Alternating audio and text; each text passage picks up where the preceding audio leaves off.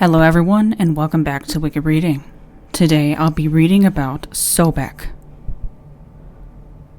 Sobek, also known as Sucus, was an ancient Egyptian deity with a complex history and nature.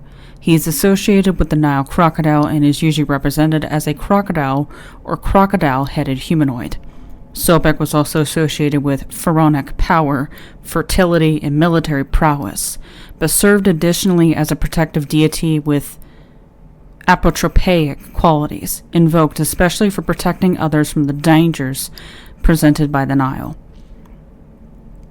Sobek enjoyed a long-standing presence in the ancient Egyptian pantheon, from the Old Kingdom of Egypt circa 2686 to 2181 BCE through the Roman period, circa 30 BCE to 350 CE. He is first known from several different pyramid texts of the Old Kingdom, particularly from spell PT 317. The spell, which praises the pharaoh as a living incarnation of the crocodile god, reads, Unis is Sobek, green of plumage, with alert face and raised fore, the splashing one who came from the thigh and tail of the great goddess in the sunlight. Unis has appeared as Sobek, Neith's son. Unis will eat with his mouth. Unis will urinate, and Unis will copulate. Unis is lord of seamen, who takes women from their husbands to the place Unis likes, according to his heart's fancy. The origin of his name, Sobek, in Egyptian is debated among scholars, but many believe that it is derived from a causative of the verb to impregnate. Though Sobek was worshipped in the Old Kingdom, he truly gained prominence in the Middle Kingdom, circa 2055 to 1650 BCE, most notably under the 12th dynasty pharaoh, Amenemhat III. Amenemhat III had taken a particular interest in the Fayum of Egypt, a region heavily associated with Sobek.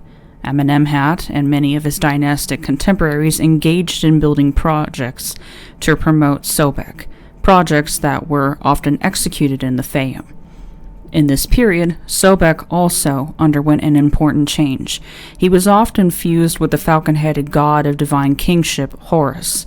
This brought Sobek even closer with the kings of Egypt, thereby giving him a place of greater prominence in the Egyptian pantheon.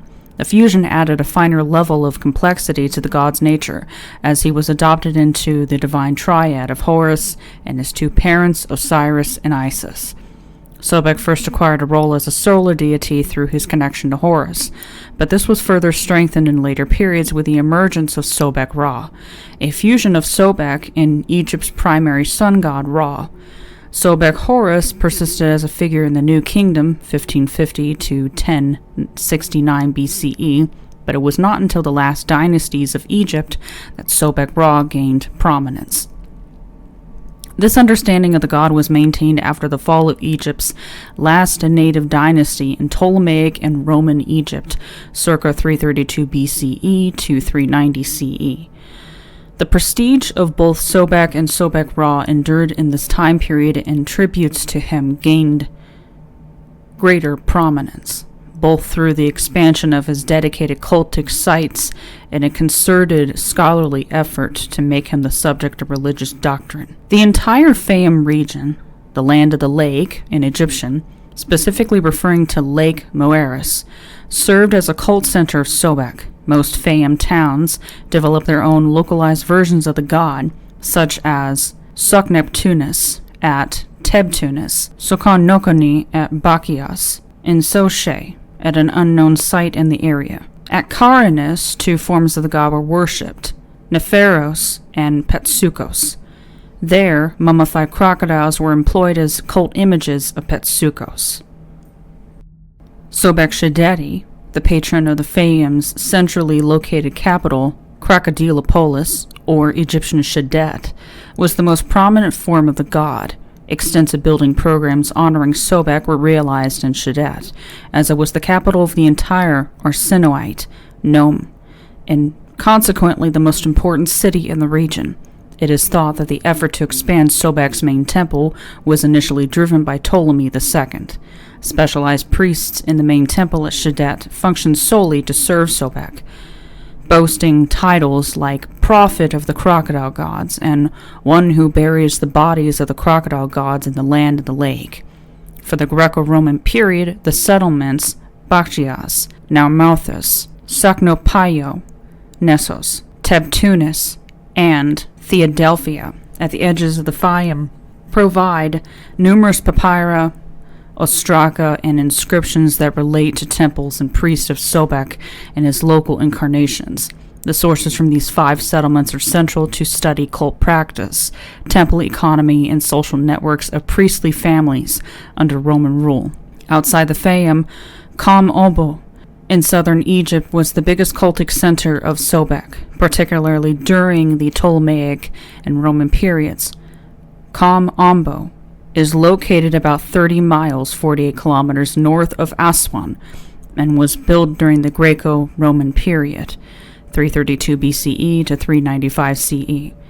The temple at the site was called the Per Sobek, meaning the House of Sobek. Sobek is, above all else, an aggressive and animalistic deity who lives up to the vicious reputation of his patron animal, the large and violent Nile crocodile, West African crocodile. Some of his common epithets portray this nature succinctly, the most notable of which being, "He who loves robbery, he who eats while he is also mates," and pointed of teeth.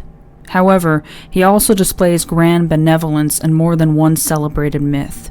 After his association with Horus and consequent adoption into the Osirian triad of Osiris, Isis, and Horus in the Middle Kingdom, Sobek became associated with Isis as a healer of the deceased Osiris, following his violent murder by Set in the central Osiris myth. In fact, though many scholars believe that the name of Sobek is derived from sabak, to impregnate, others postulate that it is a principal form of the verb sabek, an alternative writing of sak, to unite, thereby meaning Sobek could roughly translate to he who unites the dismembered limbs of Osiris. It is from this association with healing that Sobek was considered a protective deity. His fierceness was able to ward off evil while simultaneously defending the innocent.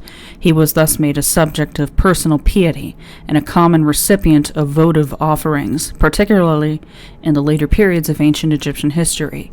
It was not uncommon, particularly in Ptolemaic and Roman Egypt, for crocodiles to be preserved as mummies to present at Sobek's cultic centers.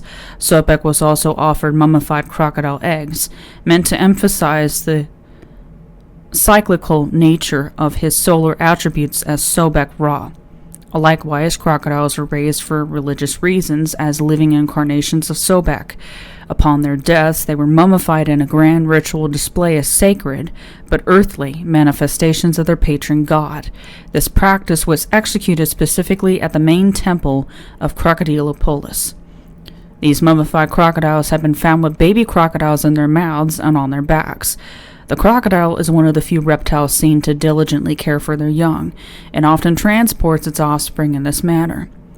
The practice of preserving this aspect of the animal's behavior via mummification is likely intended to emphasize the protective and nurturing aspects of the fierce Sobek, as he protects the Egyptian people in the same manner that the crocodile protects its young.